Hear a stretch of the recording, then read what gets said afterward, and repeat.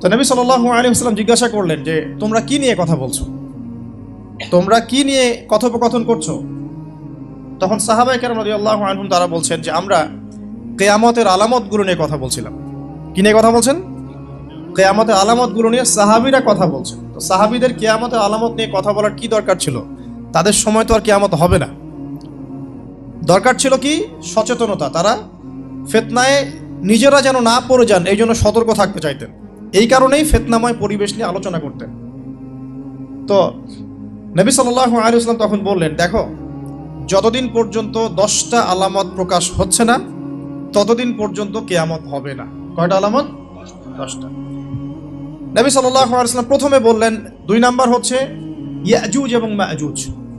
এর আদম সন্তান পৃথিবীতে বের হবে এবং পুরো পৃথিবীটা ম্যাসাকার করে ছেড়ে দিবে।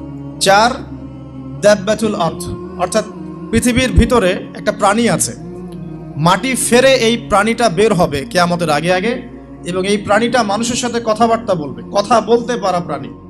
এ যতক্ষণ বের হচ্ছে না কিয়ামত হবে না ইনশাআল্লাহ তাআলা। কটা বললাম? 4টা।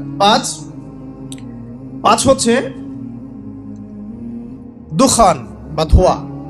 এই পুরো পৃথিবীর আকাশটা একটা নির্দিষ্ট সময় পর্যন্ত ধোঁয়ায় ছেয়ে যাবে এবং হতে পারে, আল্লাহু আলাম, হতে পারে যে সূর্যের আলো পৃথিবীতে পৌঁছাবে না, এমন ধোঁয়া হতে পারে।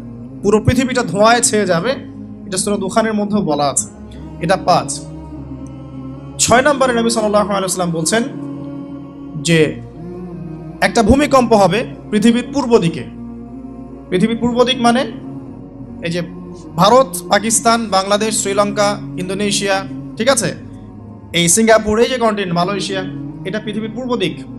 এদিকে একটা ভূমিকম্প হবে। তারপরে 7, পৃথিবীর পশ্চিমে একটা ভূমিকম্প হবে। পশ্চিম মানে বোঝেন না? পশ্চিমা বিশ্ব না, সৌদি আরব না, পশ্চিমা বিশ্ব, ব্রিটেন, ফ্রান্স, জার্মানি, তারপরে যে রাশিয়ান কন্টিনেন্ট, হ্যাঁ, ইউক্রেন, এদিকে আপনার আমেরিকা, এই পুরো পশ্চিমা বিশ্ব, এখানে একটা ভূমিকম্প হবে বড়। এবং এগুলো এমন হবে যেগুলোতে ভূমি মাটিতে ধসে যাবে, মাটিতে ডুবে যাবে। ভূমিকম্প না, ভূমিধস। 8, পৃথিবীর মাঝখানে মধ্যপ্রাচ্যে একটা ভূমিকম্প হবে, যেখানে আমাদের সো কল্ড আমিরুল মুমিনিনরা থাকে, যারা আমেরিকা এবং ইসরায়েলের বন্ধু, এদের এখানে একটা ভূমিকম্প হবে ইনশাআল্লাহ তাআলা। আর 9, ইয়েমেন থেকে একটা আগুন বের হবে।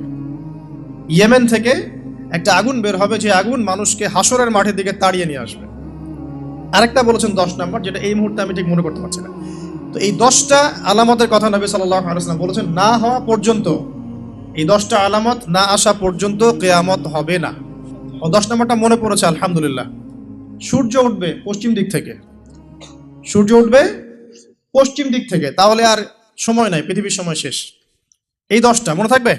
2টা সময় তওবা করে লাভ নাই। একটা হচ্ছে মৌতের যন্ত্রণা শুরু হয়ে গেলে, মৃত্যুর যন্ত্রণা শুরু হয়ে গেলে আগে পা থেকে শুরু হয়ে আস্তে আস্তে গলার দিকে আসে।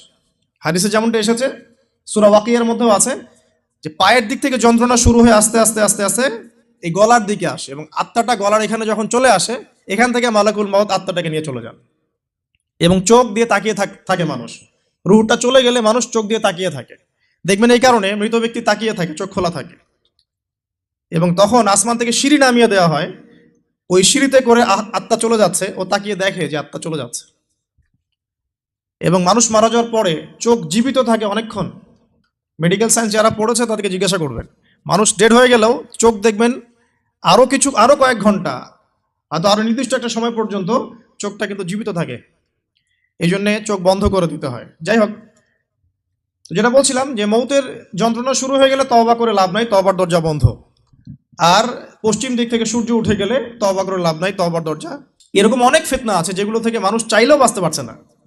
আমরা হয়তো বাইরে দাড়ি টুপি পাগড়ি জুব্বা লাগিয়ে ঘুরছি ঠিকই, কিন্তু আমরা এরকম সামাজিক ফিতনাগুলো থেকে কেউই সেফ না। এই যে আপনাদের এলাকায় যে ফিতনাগুলো ছড়িয়ে পড়েছে, আস্তে আস্তে বাড়ছে না? এমন ফিতনা বেড়ে যাচ্ছে। এই জেনারেশনের কথা বলছে, এখনকার যারা হয়েছে তারা কিন্তু আগের জেনারেশনে। এখন আমরা যাদের মানে জ্ঞানের আলোকে কথাগুলো বলছি, যাদের কাছে আমরা জ্ঞানের ক্ষেত্রে ঋণী, তারা কিন্তু সিনিয়র, প্রাচীন জ্ঞান নিয়ে আমরা কথা বলছি। আধুনিক কি দিতে পারছে না। তো এখানে একটা কথা বললাম, আঘাত করার জন্য বলি নাই, বিবেকে নাড়া দেওয়ার জন্য বলছি যে পড়াশোনার কোনো বিকল্প নাই। এভাবে ফ্যান্টাসি দিয়ে, আবেগ দিয়ে দিন ইসলামের কোনো উপকার হবে না, আদতে হয়ও নাই, হবেও না। কনস্ট্রাকটিভ কিছু কাজের দরকার আছে। তো যেটা বলছিলাম, আপনাকে সারা ওয়ার্ল্ড রুল করতে হলে প্রথমত আপনার স্টেট লাগবে, স্টেট ওরা কায়েম করে ফেলেছে। আপনার স্টেটের রাষ্ট্রের সার্বভৌমত্ব দরকার আছে, এটাও ওদের হয়ে গেছে। আপনার সারা ওয়ার্ল্ডকে রুল করতে হলে সারা বিশ্বের ইকোনমিক সিস্টেম, অর্থনীতি নিয়ন্ত্রণ করতে হবে, তারা সেটা করেছে। ওয়ার্ল্ড ব্যাংকের মাধ্যমে করছে, IMF এর মাধ্যমে করছে, আরও বিভিন্ন সংস্থার মধ্য দিয়ে তারা ওয়ার্ল্ডের ইকোনমিক সিস্টেমটাকে নিয়ন্ত্রণ করে ফেলেছে। আপনি এর বাইরে যেতেই পারবেন না, এমনভাবে নিয়ন্ত্রণ করে ফেলেছে আপনি এর বাইরে যেতেই পারবেন না। এবং আরও কি দরকার? ম্যান পাওয়ার, জনসমষ্টি দরকার।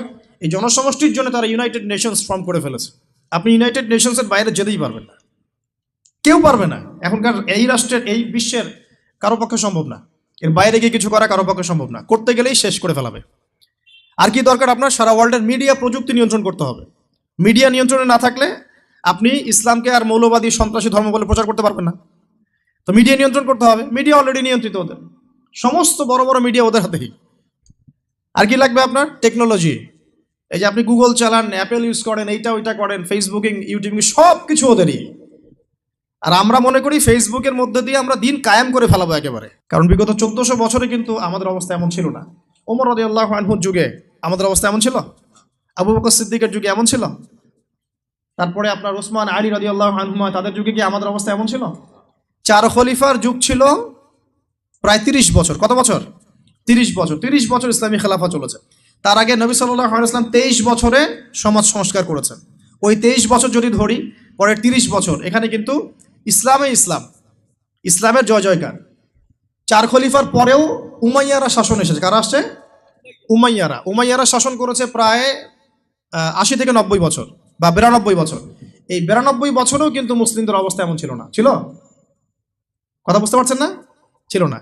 তারপরে শাসন এসেছে আব্বাসীয়রা শাসন করেছে প্রায় 550 বছর। কত বছর? কথা বলেন। প্রায় 550 বছর। এই 550 বছরেও মুসলিমদের অবস্থা এমন ছিল না যেমনটা এখন আজকে আছে।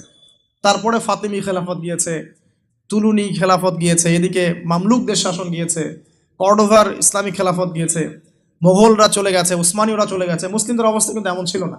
এই হিস্ট্রিগুলো কয়জন জানো? এই 1400 বছর ইসলামের হিস্ট্রিগুলো কয়জন জানো? এই 1400 বছরে আমাদের অবস্থা কিন্তু এমন ছিল না। এখন বর্তমান সিচুয়েশন আর এই 1400 বছরের সিচুয়েশনকে আমরা মিলাতে পারছি না। পারছি না। করণীয় কি আপনার? কেন হলো এই অবস্থা? মানে কি করতে হতো বা কি করা উচিত? কেন হলো এই অবস্থা? মোটা দাগে কয়েকটা কথা হচ্ছে, আমরা বেশিরভাগই, ইল্লা মাশা আল্লাহ, আমরা বেশিরভাগই কোরআন এবং সুন্নাহ থেকে দূরে সরে আসছি, 1 নাম্বার। 2 নাম্বার, আমরা বেশিরভাগই আমলের দিকে জোর যতটা না দিয়েছি, ইলম অর্জন, জ্ঞান অর্জনের দিকে অত বেশি জোর দেইনি। কথা বুঝতে পারছেন না মনে হয়?